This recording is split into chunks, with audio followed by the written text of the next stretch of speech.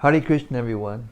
Welcome back to the daily readings of Srila Prabhupada's books, where we're taking a journey through the history of the universe, through the eyes of Shukadeva Goswami, Sutta Goswami, Maitreya Muni, and all the great Narada Muni, and all the great sages who were there and witnessed the unfolding of the universe, Lord Brahma.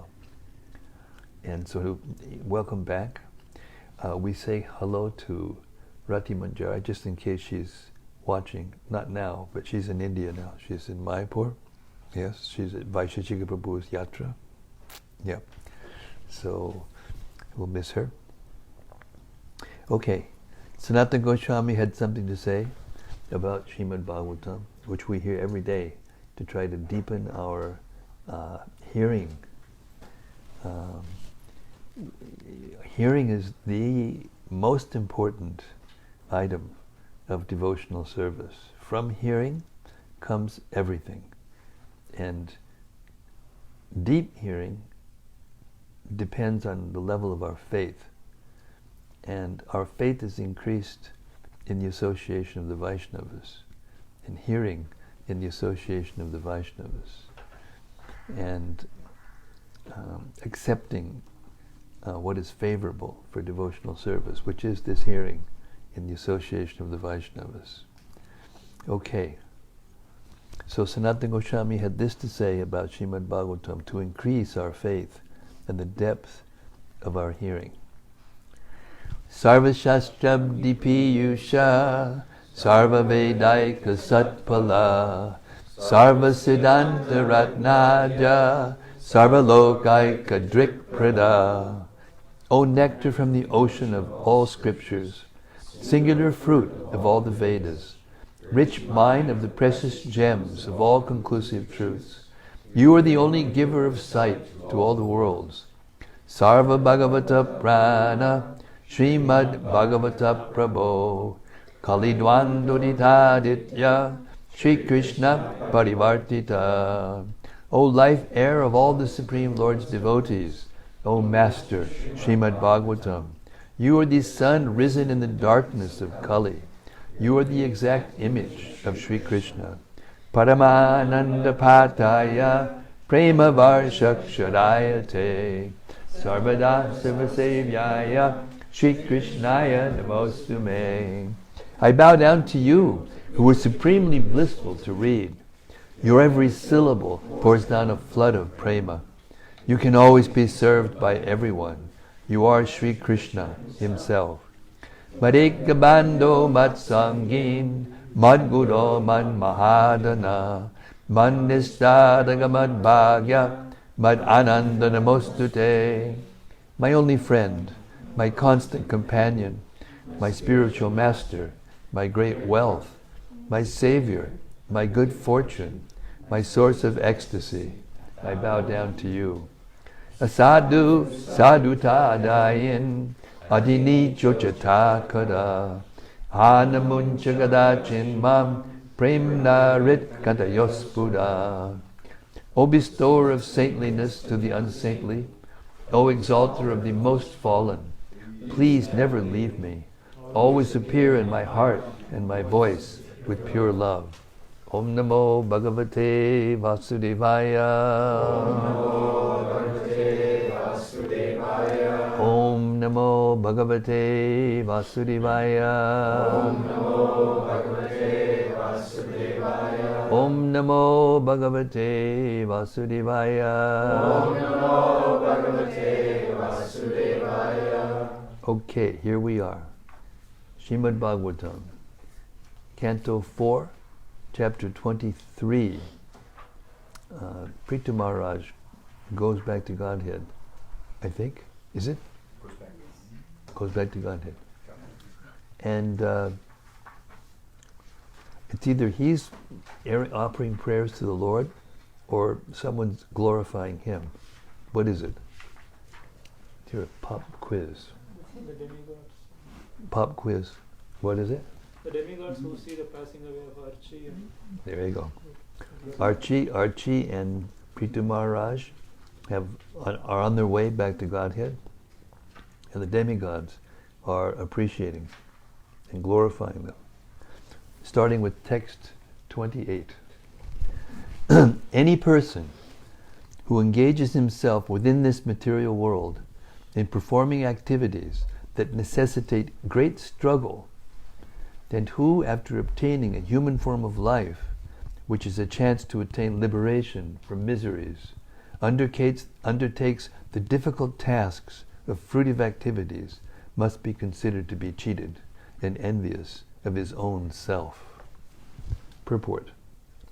In this material world, people are engaged in different activities simply to achieve a little success in sense gratification. The karmis are engaged in performing very difficult activities, and thus they open gigantic factories, build huge cities, make big scientific discoveries, etc. In other words, they are engaged in performing very costly sacrifices in order to be promoted to the higher planetary systems. Similarly, yogis are engaged in achieving a similar goal by accepting the tedious practices of mystic yoga.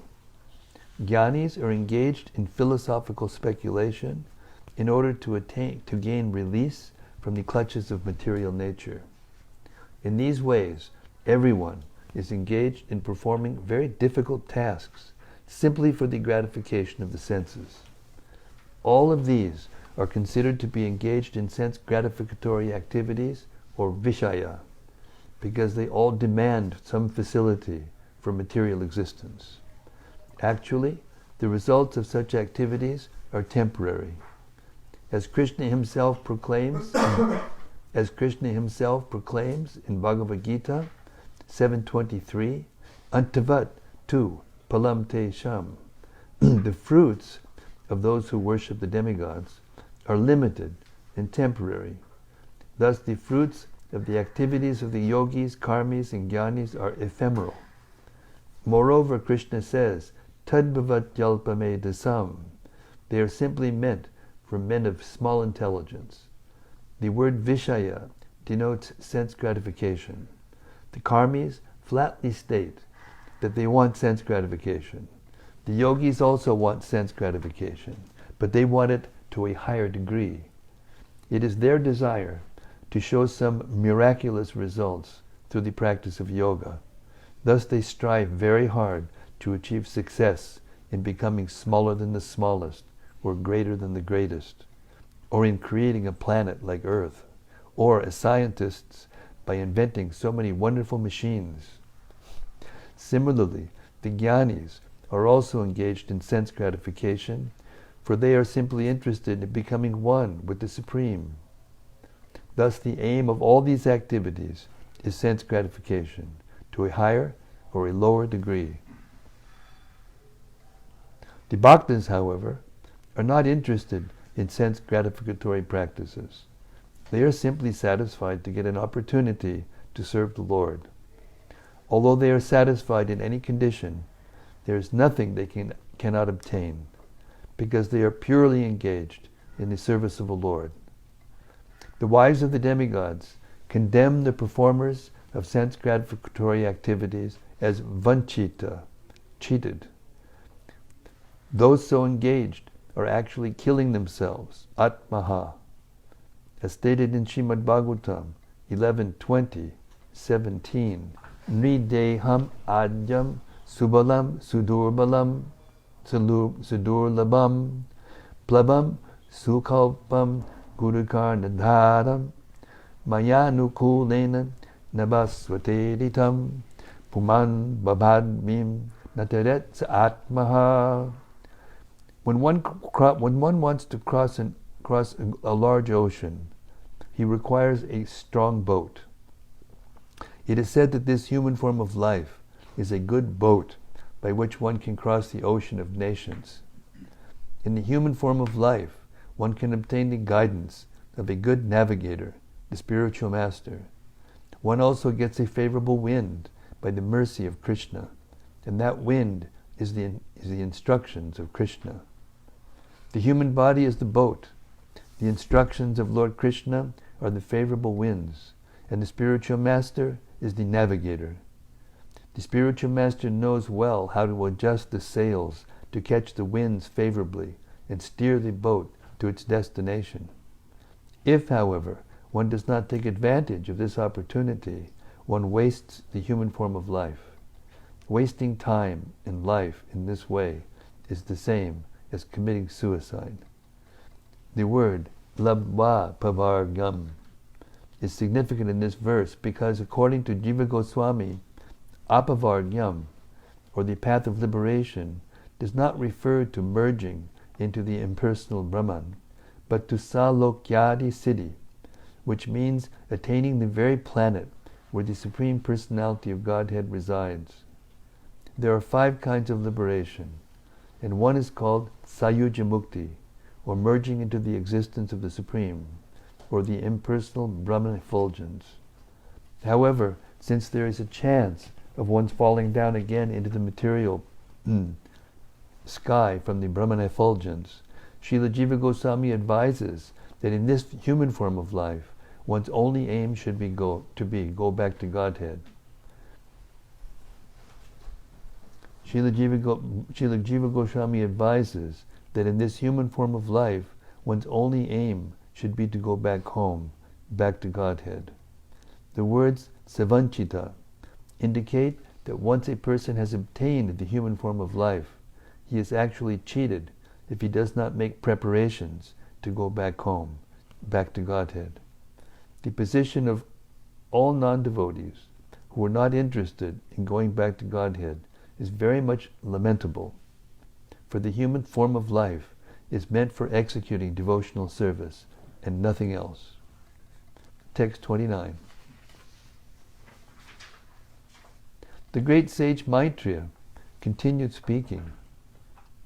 My dear Vidura, when the wives of the denizens of heaven were thus talking amongst themselves, Queen Archi reached the planet which her husband, Maharaja Prthu, the topmost self-realized soul, had attained.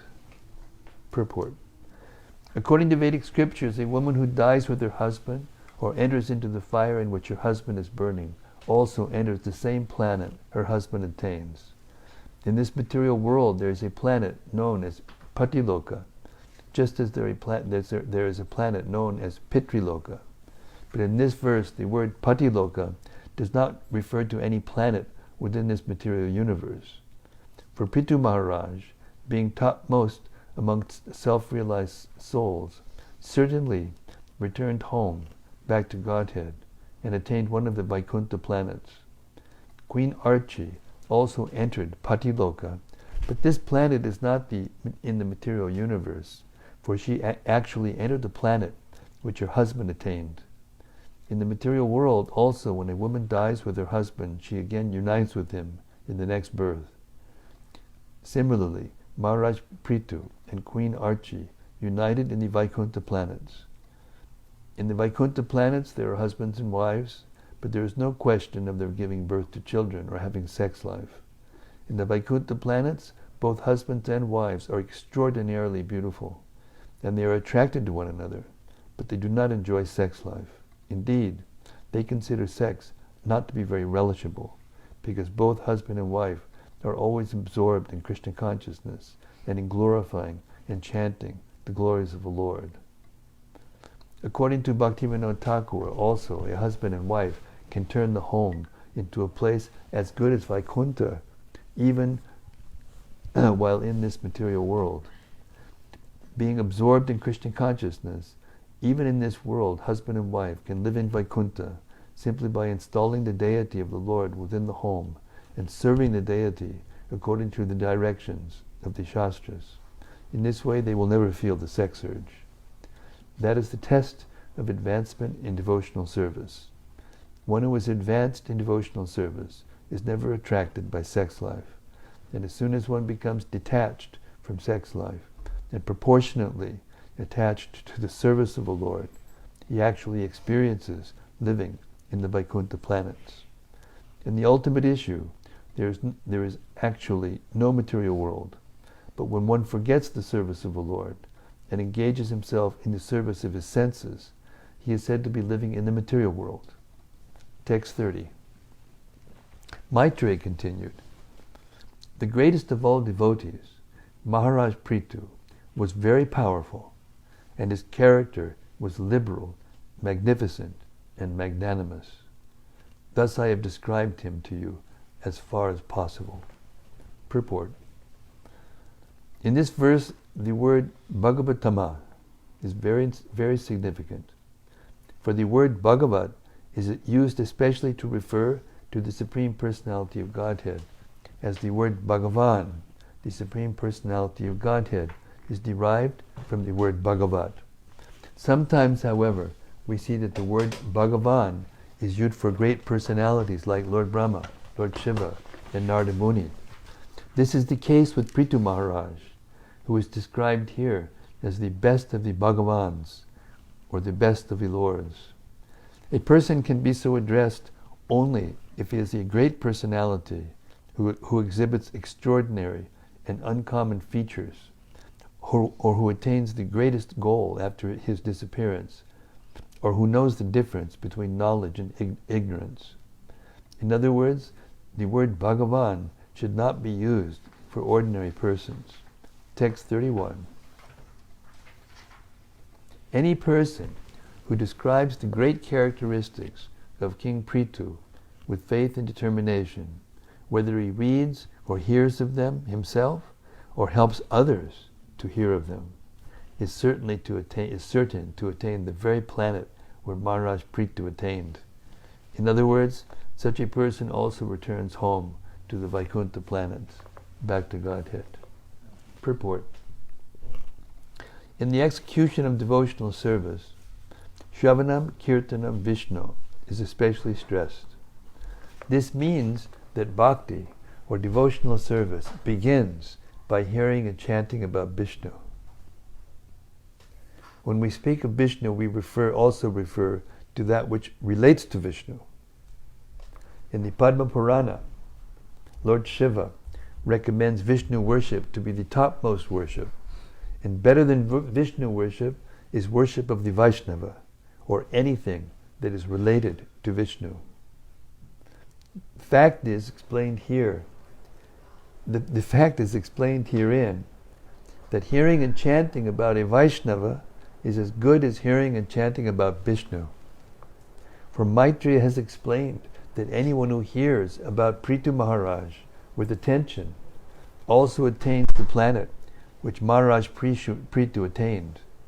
There is no duality between Vishnu and the Vaishnava, and this is called Advaya Gyan.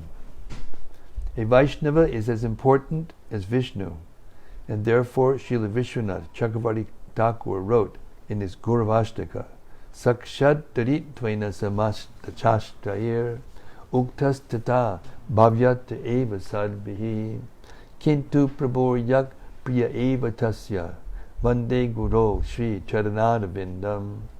The spiritual master is honored as much as the Supreme Lord because he is the most confidential servitor of the Lord. This is acknowledged in all revealed scriptures and is followed by all authorities. Therefore I offer my respectful obeisances unto the lotus feet of my spiritual master, who is a bona fide representative of Sri Hari.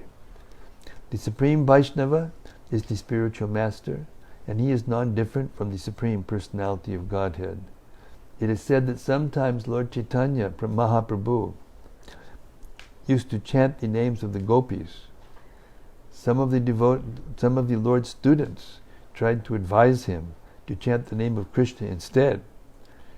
But upon hearing this, Chaitanya Mahaprabhu became very angry with the students. The controversy on this subject reached a point that after this incident, Chaitanya Mahaprabhu decided to take sannyas because he was not taken very seriously in his grihastha ashram. The point is that since Sri Chaitanya Mahaprabhu chanted the names of the gopis, worship of the gopis or the devotees of the Lord is as good as devotional service rendered directly to the Lord. It is also stated by the Lord himself that devotional service to his devotees is better than service offered directly to him. Sometimes the Sahaja class of devotees are interested only in Krishna's personal pastimes, to the exclusion of the activities of the devotees. This type of devotee is not on a very high level. One who sees the devotee of the Lord on the same level has further progressed. Text 32. If one hears of the characteristics of Prthu Maharaj and is a Brahmana, he becomes perfectly qualified with Brahminical powers. If he is a Kshatriya, he becomes a king of the world. If he is a Vaishya, he becomes a master of other Vaishyas and many animals. And if he is a Shudra, he becomes the topmost devotee. Interesting. Interesting. Purport. In Srimad-Bhagavatam, it is recommended that one should become a devotee regardless of one's condition. Whether one is without desire, akama, or with desire, sakama, or whether one desires liberation, mokshakama, he is advised to worship the Supreme Lord and execute devotional service unto Him. By so doing, one attains all perfection in any field of life. The process of devotional service, especially hearing and chanting, is so powerful that it can bring a person to the perfectional stage. In this verse, Brahmanas, Kshatriyas, Vaishyas, and Shudras are mentioned, but here it should be understood that that reference is to the Brahmana who was born in a Brahminical family, the Kshatriya who was born in a Kshatriya family, the Vaishya who was born in a Vaishya family, and the Shudra in a Shudra family. But whether one is a Brahmana, Kshatriya, Vaishya, or Shudra, he can attain perfection simply by hearing and chanting. Haribol. Haribol. To take birth in a family of Brahmanas is not the ultimate finishing touch. One must have the power of a Brahmana, which is called Brahmatejas. Similarly, taking birth in a royal family is not the all-in-all. One must possess the power to rule the world. Similarly, taking birth as a Vaishya is not all. One must possess hundreds of thousands of animals, specifically cows, and rule over other Vaishyas, as Nanda Maharaj did in Vrindavan. Nanda Maharaj was a Vaishya who possessed 900,000 cows and ruled over many cowherd men and boys. A person who is born in a Shudra family can become greater than a Brahmana simply by accepting devotional service and giving oral reception to the pastimes of the Lord and His devotees. Text 33. It does not matter whether one is a man or woman. Anyone who with great respect hears this narration of Maharaj Prthu will become the parent of many children, if without children, and will become the richest, if without money. Purport. Materialistic persons who are very fond of money and great families worship different demigods to attain their desires, especially Goddess Durga, Lord Shiva, and Lord Brahma. Such materialistic persons are called Shri Aishwarya Prajapsabha. Shri means beauty, Aishwarya means riches, Praja means children, Ips and Ipsabha means desiring.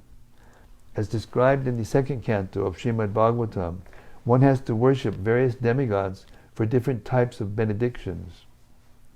However, here it is indicated that simply by hearing of the life and character of Maharaj Prthu, one can have both riches and children in enormous quantities.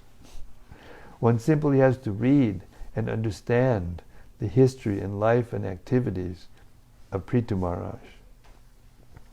One simply has to read and understand the history, the life and activities of Prthu Maharaj. It is advised that one read them at least 3 times. Those who are mentally afflicted,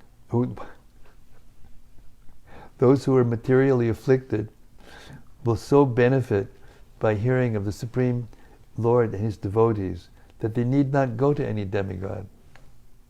The word suprajatmaha, surrounded by many children, is very significant in this verse. For one may have many children, but may not have any qualified children. Here, however, it is stated, suprajatmana, suprajatama, that all the children thus attained would be qualified in education, wealth, beauty, and strength, everything complete. Text 34. Also, one who hears this narration 3 times will become very reputable if he is not recognized in society. He will become a great scholar if he is illiterate.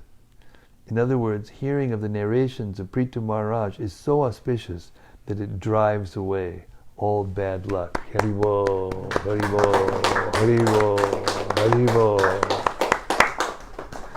Purport. In the material world, everyone wants some profit, some adoration, and some reputation. By associating in different ways with the Supreme Personality of Godhead or his devotee, one can very easily become opulent in every respect. Even if one is not known or recognized by society, he becomes very famous and important. If he takes to devotional service and preaching. As far as education is concerned, one may become recognized in society as a great learned scholar simply by hearing Srimad-Bhagavatam and Bhagavad Gita. I will repeat that once again. As far as education is concerned, one can become recognized in society as a great learned scholar simply by hearing Srimad-Bhagavatam and Bhagavad Gita, wherein the pastimes of the Lord and his devotees are described. This material world is full of dangers at every step, but a devotee has no fear because devotional service is so auspicious that it automatically counteracts all kinds of bad luck. Since hearing about Prthu Maharaj is one of the items of devotional service, Shravanam, naturally hearing about him brings all good fortune. Text 35. By hearing the narration of Prthu Maharaj, one can become great, increase his duration of life, gain promotion to the heavenly planets, and counteract the contaminations of this age of Kali. In addition, one can promote the causes of religion, economic development, sense gratification, and liberation. Therefore, from all sides, it is advisable for a materialistic person who is interested in such things to read and hear the narrations of the life and character of Prthu Maharaj. Purport. By reading and hearing the narrations of the life and character of Prthu Maharaj, one naturally becomes a devotee. And as soon as one becomes a devotee, his material desires automatically become fulfilled. Therefore, it is recommended in Srimad-Bhagavatam 2.3.10, Akama sarvakamo va mokshakama udaradihi tibrina bhakti yogena yajeta purusham param. If one wants to return home back to Godhead, or wants to become a pure devotee, akama, or wants some material prosperity, sakama, or sarakama, or wants to merge into the existence of the Supreme Brahman, effulgence, mokshakama, he is recommended to take to the path of devotional service and hear and chant of Lord Vishnu or of his devotee. This devotional service, this is the sum and substance of all Vedic literatures. Vedaish chisarvair aham eva vedyaha. Bhagavad Gita 15:15. The purpose of Vedic knowledge is to understand Krishna and his devotees. Whenever we speak of Krishna, we refer to his devotees also, for he is not alone. He is never nirvishesha or shunya, without variety or zero. Krishna is full of variety, and as soon as Krishna is present, there cannot be any question of void. Text 36. If a king who is desirous of attaining victory and ruling power chants the narration of Prthu Maharaj 3 times before going forth on his chariot, all subordinate kings will automatically render all kinds of taxes unto him, as they rendered them unto Maharaj Prthu, simply upon his order. Purport. Since a Kshatriya king naturally desires to rule the world, he wishes to make all other kings subordinate to him. This was also the position many years ago when Prthu Maharaj was ruling over the earth. At that time he was the only emperor on this planet. Even 5,000 years ago, Maharaj Yudhishthira and Maharaj Parikshit were the sole emperors of this planet. Sometimes the subordinate kings rebelled, and it was necessary for the emperor to go and chastise them. The process of chanting and narrations of the life and character of Prthu Maharaj is recommended for conquering kings if they want to fulfill their desire to rule the world. Text 37. A pure devotee who is executing the different processes of devotional service may be situated in the transcendental position, being completely absorbed in Krishna consciousness. But even he, while discharging devotional service, must hear, read, and induce others to hear about the character and life of Prthu Maharaj. I'll read that one again. That's too sweet. I'll put that on my next year's offering. A pure devotee who is executing the different processes of devotional service may be situated in the transcendental position, being completely absorbed in Krishna consciousness. But even he, while discharging devotional service, must hear, read, and induce others to hear about the character and life of Prthu Maharaj. Purport. There is a type of neophyte devotee who is very anxious to hear about the pastimes of the Lord, especially the Rasa Leela chapters in Srimad-Bhagavatam. Such a devotee should know by this instruction that the pastimes of Prthu Maharaj are non-different from the pastimes of the Supreme Personality of Godhead. An ideal king, Prthu Maharaj, exhibited all talents in showing how to rule the citizens, how to educate them, how to develop the state economically, how to fight enemies, how to perform great sacrifices, yagyas, etc. Thus it is recommended for the sahajas, or the neophyte devotees, to hear, chant, and get others to hear about the activities of Prthu Maharaj, even though one may think himself to be in the transcendental position of advanced devotional service. Text 38.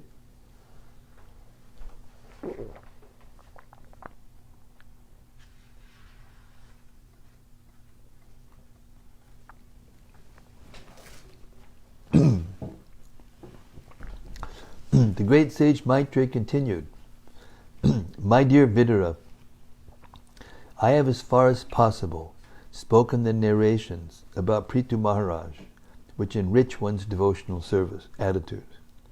Whoever takes advantage of these benefits also goes back home, back to Godhead, like Maharaj Prthu. Purport. The word Shravayat, mentioned in a previous verse, indicates that one should not only read for himself, but should also induce others to read and hear. This is called preaching. I'll read that again. This is too sweet. The word Shravayat, mentioned in the previous verse, indicates that one should not only read for himself, but should also induce others to read and hear. That is called preaching. Hare Krishna. Chaitanya Mahaprabhu recommended this practice. Yari deka tari kaha Krishna upadesh. Whomever you meet, simply talk with him about the instructions given by Krishna, or tell him of narrations about Krishna. Haribol Nitya, Hare Krishna. Prthu Maharaja's history of devotional service is as potent as narrations about the activities of the Supreme Personality of Godhead. One should not make distinctions between the pastimes of the Lord and the activities of Prthu Maharaj. And whenever it is possible, a devotee should attempt to induce others to hear about Prthu Maharaj. One should not only read of his pastimes for one's own benefit, but should induce others to read and hear about them also. Book distribution ki chai. In this way, everyone can be benefited. Text 39. Whoever with great reverence and adoration regularly reads, chants, and describes the history of Maharaj Prithu's activities will certainly increase unflinching faith and attraction for the lotus feet of the Lord. The Lord's lotus feet are the boat. The Lord's lotus feet are the boat by which one can cross the ocean of nations. Purport. The word Bhavasindhu Potapade is significant in this verse. The lotus feet of the Lord are known as Mahatpadam. This means that the total source of material existence rests on the lotus feet of the Lord. As stated in Bhagavad Gita 10.8, Aham sarvasya prabhavat, everything is emanating from Him. This cosmic manifestation, which is compared to the ocean of nations, is also resting on the lotus feet of the Lord. As such, this great ocean of nations is minimized by a person who is a pure devotee.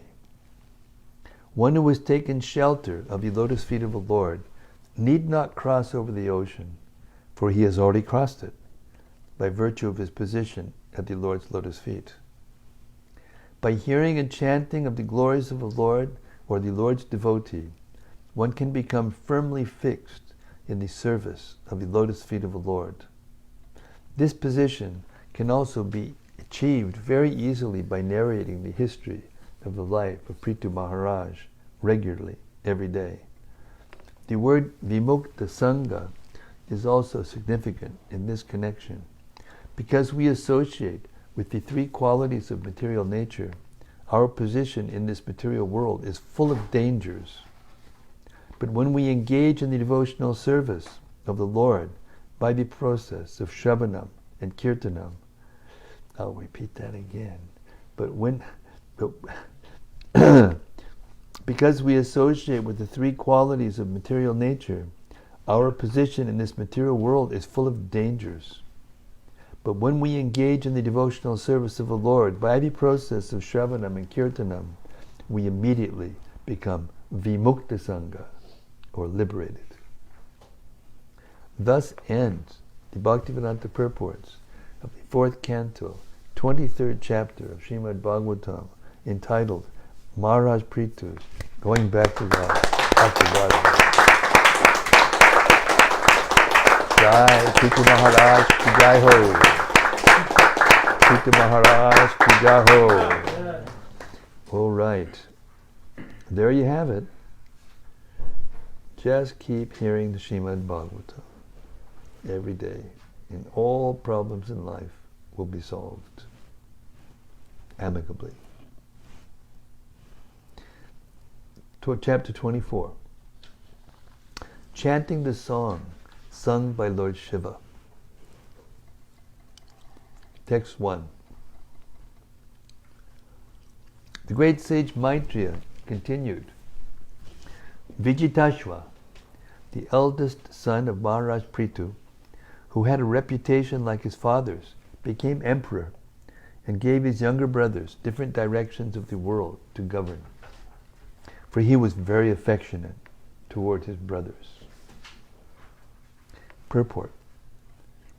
After describing the life and character of Maharaj Prthu in the previous chapter, the great sage Maitreya began to speak about the sons and grandsons in the genealogical line of the Prthu dynasty. After the death of Maharaj Prthu, his eldest son, Vijitashva, became emperor of the world. King Vijitashva was very affectionate toward his younger brothers. Therefore, he wanted them to rule different directions of the world. From time immemorial, the eldest son generally becomes king after the death of the previous king. When the Pandavas ruled the earth, Maharaj Yudhishthir, the eldest son of King Pandu, became emperor, and his youngest brothers assisted him. Similarly, King Vijitashva's younger brothers were appointed to govern the different directions of the world. Text 2. Maharaj Vijitashva offered the eastern part of the world to his brother Hayaksha, the southern part to Dhumrakesh, the western part to Vrika, and the northern part to Dravina. Text 3. Formerly, Maharaj Vijitashva pleased the king of heaven, Indra, and from him received the title Antardana. His wife's name was Shikandini, and by her she begot 3 good sons. Purport. Maharaj Vijitashva was known as Antardana, which means disappearance. He received this title from Indra, and it refers to the time when Indra stole Maharaj Prithu's horse from the sacrificial arena. Indra was not visible to others when he was stealing the horse, but Maharaj Prithu's son, Vijitashva, could see him. Yet despite his knowing that Indra was taking away his father's horse, Vijitashva did not attack him. This indicates that Maharaj Vijitashva respected the right persons. Although Indra was stealing the horse from his father, Vijitashva knew perfectly well that Indra was not an ordinary thief. Since Indra was a great and powerful demigod and servant of the Supreme Personality of Godhead, Vijitashva purposefully excused him due to sentiment only, even though Indra was acting wrongly. Thus Indra became very pleased with Vijitashva at that time. The demigods have the great mystic power of being able to appear and disappear according to their will. And since Indra was very pleased with Vijitashva, he bestowed his mystic power upon him. Thus Vijitashva became known as Antardana. Text 4. The 3 sons of Maharaj Antardana were named Pavaka, Pavamana, and Shuchi. Formerly, these 3 personalities were the demigods of fire, but due to the curse of the great sage Vashishta, they became the sons of Maharaj Antardana. As such, they were as powerful as the fire gods, and they attained the destination of mystic yoga power, being again situated as the demigods of fire. Purport. In the Bhagavad Gita 6:41 through 43, it is stated that one who falls down from yoga practice is elevated to the heavenly planets, and after enjoying the material facilities there, he again comes down to the earthly planet and takes birth in a very rich family or a very pious Brahmana family. Thus it is to be understood that when demigods fall down, they come to earth as sons of very rich and pious families. In such families, the living entity gets an opportunity to execute Krishna consciousness and thereby gain promotion to his desired goal. The sons of Maharaj Antardana had been the demigods in charge of fire, and they regained their former position by mystic power returned to the heavenly planets. Text 5. Maharaj Antardana had another wife named Nabaswati, and by her he was happy to beget another son named Havirdana. Since Maharaj Antardana was very liberal, he did not kill Indra while the demigod was stealing his father's horse at the sacrifice. Purport. It is understood from various scriptures and Puranas that the king of heaven, Indra, was very expert at stealing and kidnapping. He could steal anything without being visible to the proprietor, and he could kidnap anyone's wife without being detected. Once he raped the wife of Gautama Muni by using his disappearing art, and similarly, by becoming invisible, he stole the horse of Maharaj Prthu. Although in human society such activities are considered abominable, the demigod Indra was not considered to be degraded by them. Although Antardana could understand that King Indra was stealing the horse from his father, he did not kill Indra, for he knew that if one who is very powerful sometimes commits an abominable act, it should be disregarded. In Bhagavad Gita 9:30 it is clearly stated, Abhichet Stududa Chado Bhajate Mam Ananyabhak Sadureva Samantavyak Samyag Vyavasito Hisaha. Thus the Lord says that even if a devotee commits an abominable act, he should be considered a sadhu, or a pious man, because of his unflinching devotion to the Lord.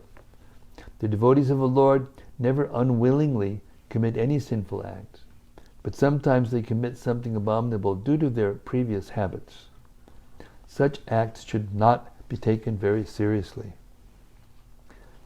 However, because the devotees of the Lord are very powerful, whether they are on the heavenly planets or on this planet, if by chance they commit something abominable, it should not be taken into account, but should be overlooked. Text 6. Whenever Antardana, the supreme royal power, had to exact taxes, punish his citizens, or fine them severely, he was not willing to do so. Consequently, he retired from the execution of such duties and engaged himself in the performance of different sacrifices. Purport. It is clear herein that the king sometimes has to perform duties which are not very desirable, just because he is the king. Similarly, Arjuna was not at all willing to fight, because fighting or killing one's own kinsmen and family members is not at all desirable. Nonetheless, the Kshatriyas had to perform such undesirable actions as a matter of duty. Maharaj Antardana was not very happy while exacting taxes or punishing the citizens for their criminal activities. Therefore, on the plea of performing sacrifices, he retired from the royal majestic power at a very early age. Hare Krishna. Text 7. Although Maharaj Antardana was engaged in performing sacrifices, because he was a self-realized soul, he very intelligently rendered devotional service to the Lord, who eradicates all the fears of his devotees. By thus worshipping the Supreme Lord, Maharaj Antardana, wrapped in ecstasy, attained his planet very easily. Purport. Such sacrifices are generally performed by fruitive actors. It is especially mentioned here. Since sacrifices are generally performed by fruitive actors, it is especially mentioned here, tatrapi, that although Maharaj Antardana was externally engaged in performing sacrifices, his real business was rendering devotional service by hearing and chanting. In other words, he was performing the usual sacrifices by the method of Sankirtan Yagya, as recommended herein. Shavanam, Kirtanam, Vishnu, Smaranam, Padasevanam, Archanam, Vandanam, Dasyam, Sakyam, Atmanivedanam. Devotional service is called Kirtan Yagya. Devotional service is called Kirtan Yagya. Devotional service is called Kirtan Yagya. Devotional service is called Kirtan Yagya. And by practicing the Sankirtan Yagya, one is very easily elevated to the planet where the Supreme Lord resides.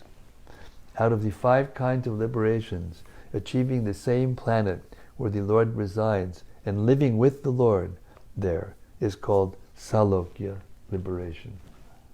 Text 8.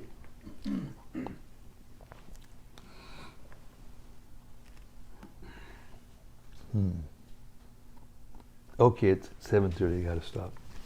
It's so nice to hear these pastimes. It's so nice to hear this philosophy. All right, it went so fast. Almost an hour went by, just like that. Every night's the same. Seems to be getting faster and faster. Maybe we should go walking. Yeah, I'm thinking maybe. Except for the fact that I have to go for 3 hours every morning. So I've got to, it's an austerity. Everybody please forgive me. May the Bhagavatam forgive me. Hare Krishna. Okay, let's have some reflections. Yes, Pranada Karuna. Hare Krishna. Hare Krishna. Hare Krishna. I was wondering if you could explain what it means to be envious of oneself exactly.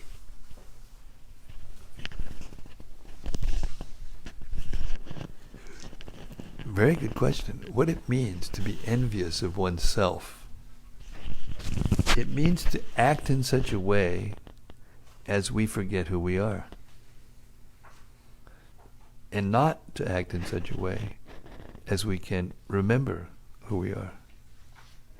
Because if you forget who you are, it's as good as killing yourself.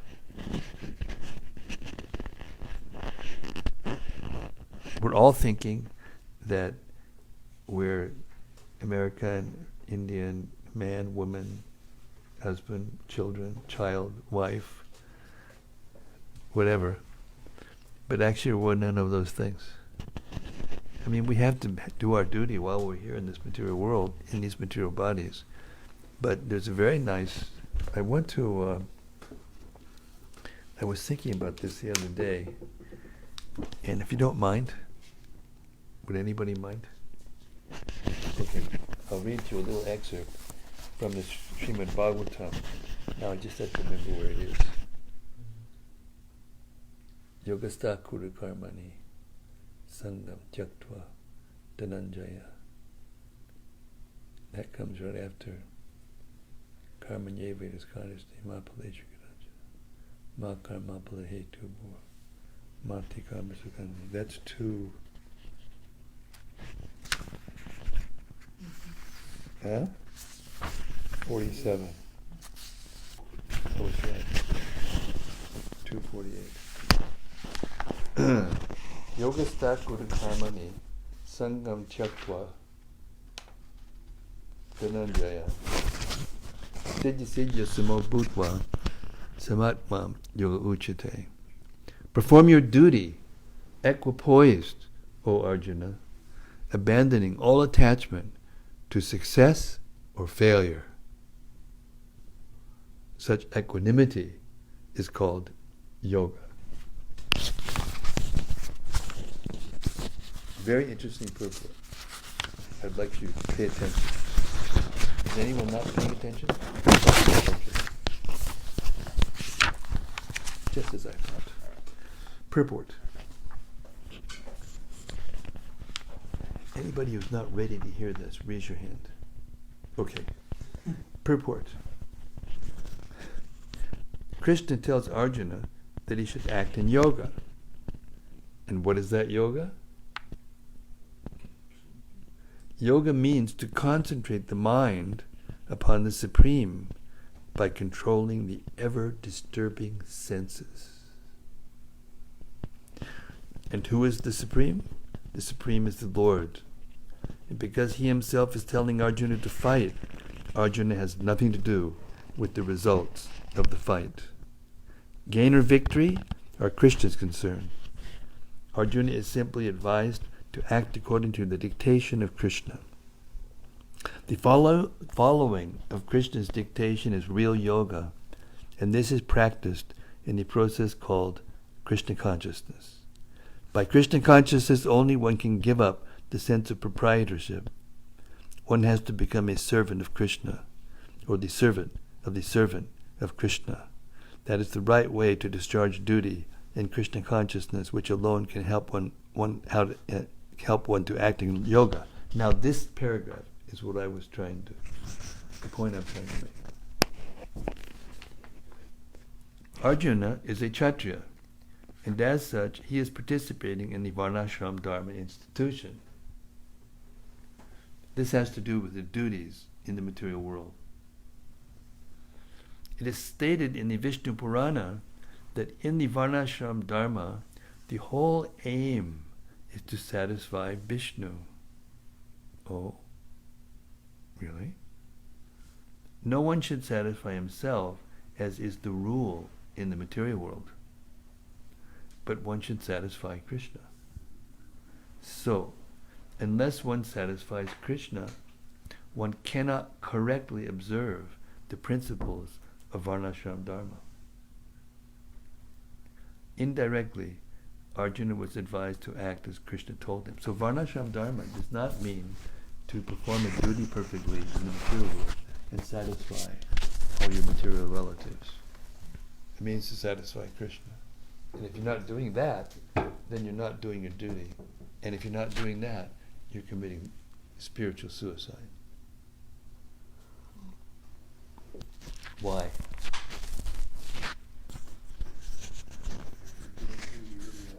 Yeah, but then what is the result of that? But then what the result of that is?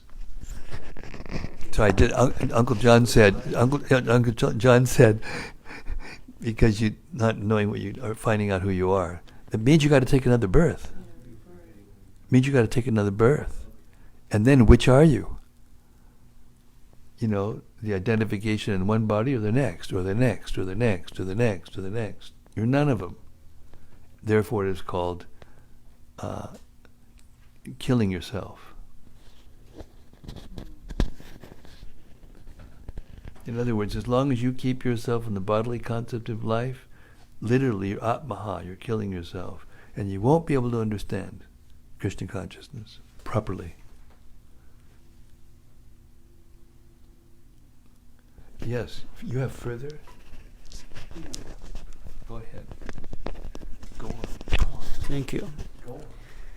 Yeah, I was thinking it's kind of confusing. Generally, we think envy means that you want something somebody else has.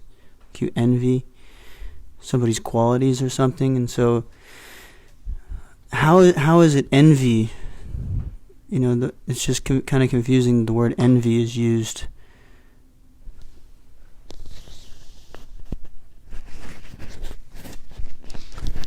Well, the other way of looking at envy is if somebody's doing something good, you want to bring them down. You want to stop them from doing, good, or you want to take their position. You want to bring them down and put yourself in that position. So when you bring yourself down and don't put yourself in a position that is actually you, then you're envying yourself.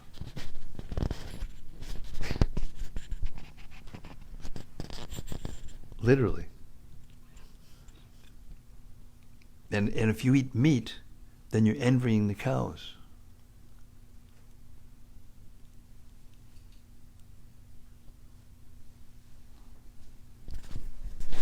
Yes, Hannah. Go ahead. Go on.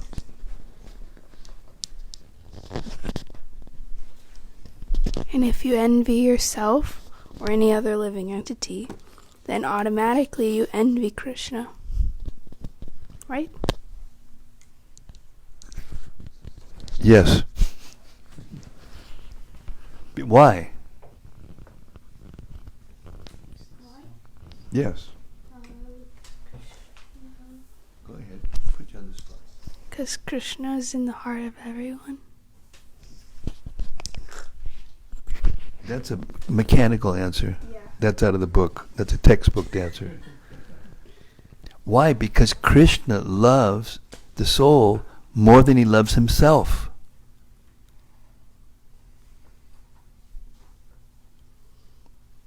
So if you envy another person, you're bound to displease Krishna because everyone is dear to him.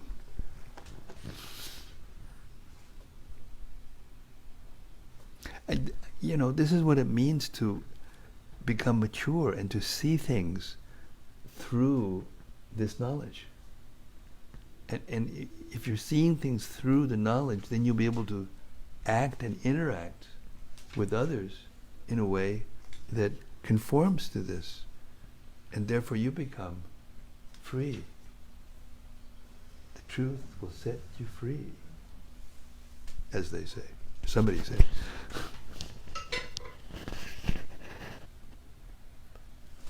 Yes, sir, but I was just waiting for the sage to speak. You saw me or thought you were looking that way. The phrase Atmahana, killer of the self.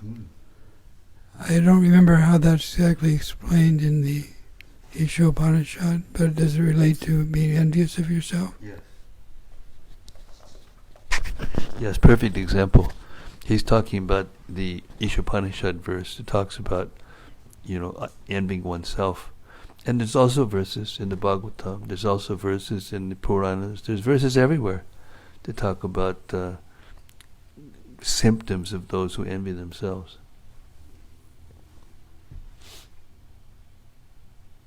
Persons who act in a way that tortures their own bodies are envious of themselves.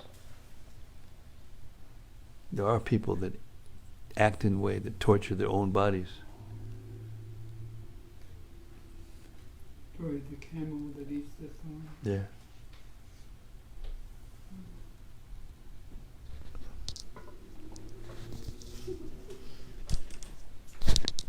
Is gratifying your senses torturing the body? No. Gratifying the senses isn't torturing the body. Gratifying the senses can be torturing the soul, because the soul is wanting real pleasure, and sense gratification is actually painful.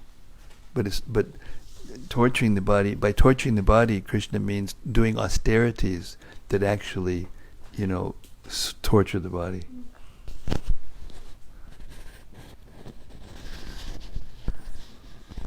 That's called austerity in the mode of ignorance.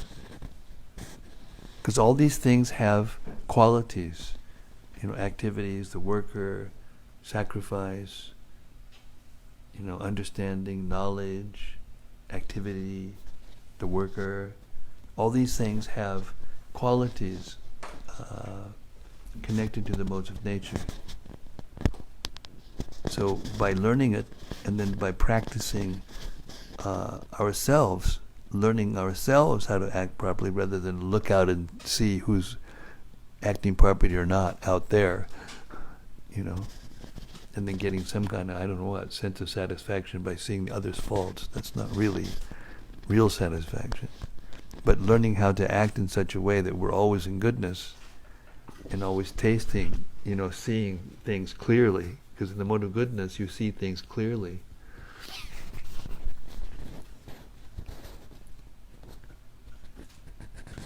So it's not that we can see Krishna with our material eyes, but we see Krishna through knowledge. And then gradually, when Krishna in the heart sees that one's very serious about trying to understand him, then he gives understanding, how to come back to him. Tesham satati yuktanam bhajatam priti purvakam dadami buddhi yogam tam yenamam upayanti te.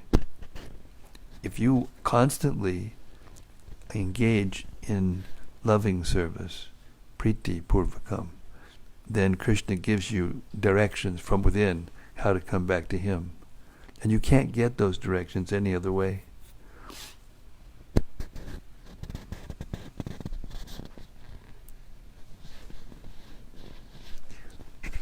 Uncle John finally is going to give us some nectar. Okay.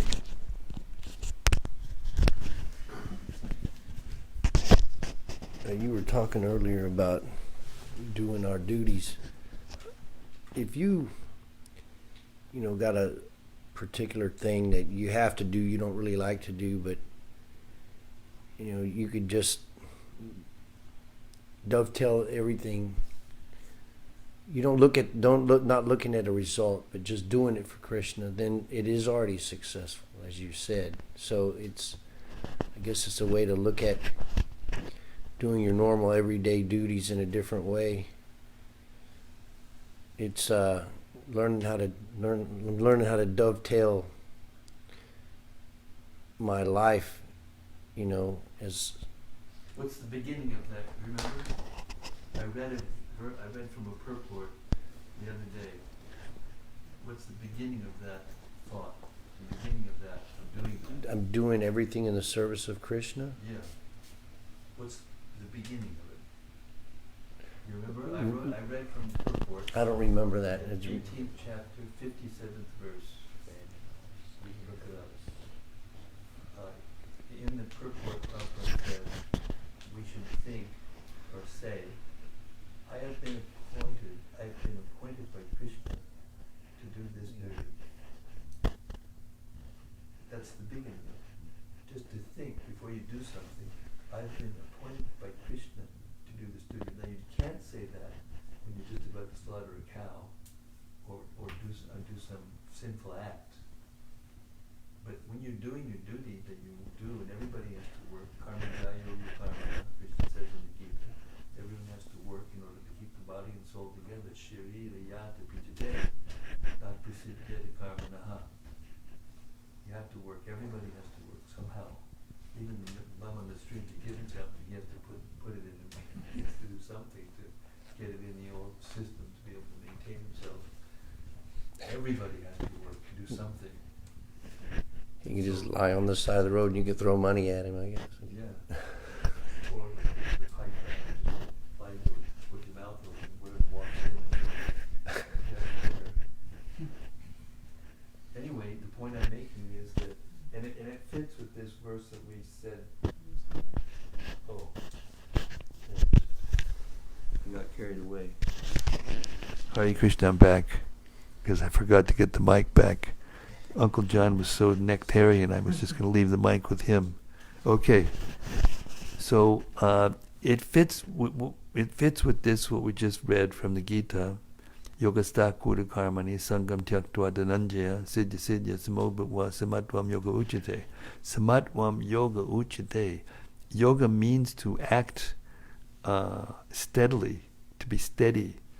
And how to do that in the purport, Prabhupada explains that you do whatever your duty is, then that means varnashram. Either you're acting as an intelligent person in the human society, or you're acting as, a businessman or whatever, a politician, policeman, or just a worker. Whatever you're doing, if you're satisfying Krishna by that work, then you're engaging in varnashram. And if you're not doing it to satisfy Vishnu, then you're just doing a material activity. Daivi varnashram. That's what we're being taught by Lord Chaitanya and by the Vedas.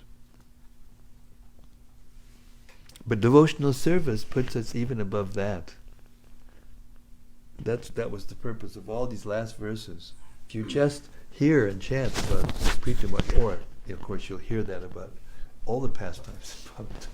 If you just hear this, then you become liberated. If you hear this, then you become liberated. If you get the idea, if you just keep hearing the Bhagavatam, you stay liberated.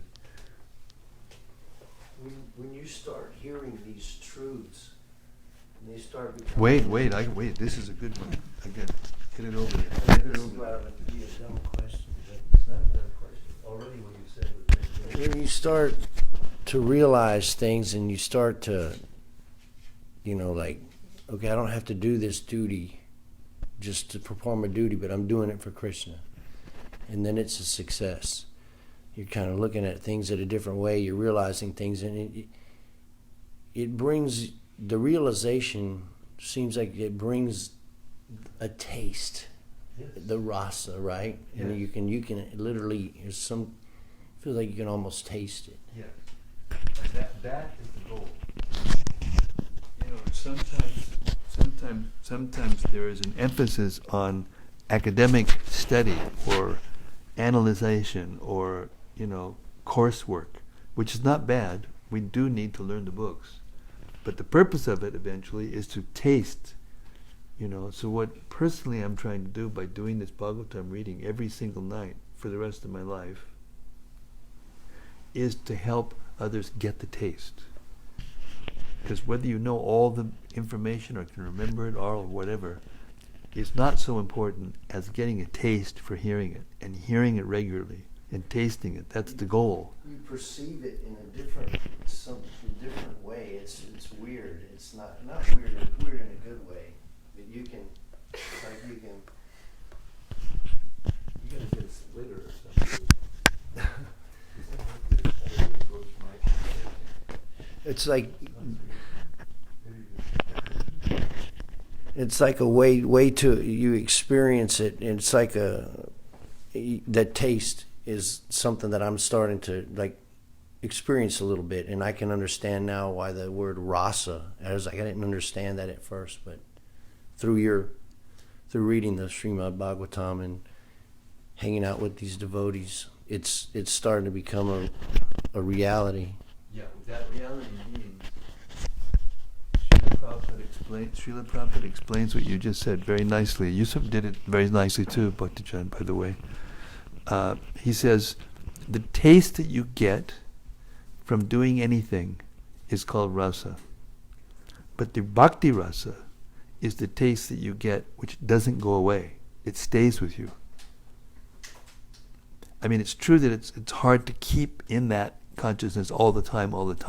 But by doing this regularly, every day, gradually, like you said, it seeps into it gets into our blood, and it changes the taste stays with us. And then as we hear more and more, it just increases. And it's Anandam Buddhi Vardhanam, Lord Chaitanya says. Anandam Buddhi Vardhanam. The taste of the ocean of devotional service is always increasing. So that's the difference between the bhakti rasa and the rasa of tasting, sense gratification in the material world. That's the essence of life. It's the essence of Krishna consciousness. And with that, I'm going to close for tonight. Hare Krishna. Thank you very much, everyone. Rati's not there, so there's probably no comment. She's got a monopoly on the comment section of the thing. All right, everyone. Thank you so much. Prthu Maharaj ki jai. Gaur Premanandi. Hari Hari Bol. Hare Krishna.